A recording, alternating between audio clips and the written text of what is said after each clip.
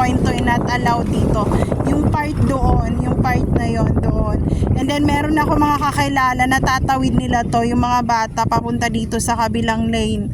Kaya nila tawirin yan. And pag ganito yung webby ng ilog na yan, naliligo sila. So doon na part sila. Hanggang ngayon nandun pa rin ang bahay nila. Ayoko lang tumawid doon kasi hindi ko alam kung sinong tao doon. And wala na doon ang lola ko eh. Kaya dito na lang tayo, dito ko na lang siya i-view ang aking throwback, ganyan.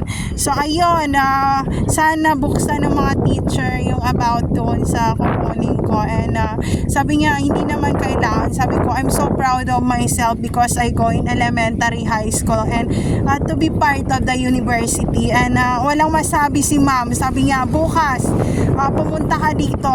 Nagustuhan niya yung aking mga kwento about that. And sabi niya, ang layo pa ng pinanggalingan ko. Nagaling pa ng Maynila. Tapos pupunta lang dito para doon. So, ayun! Ayun. Alam nyo na yun. Diba? Baka sabihin nyo, nagpapanggap pa ako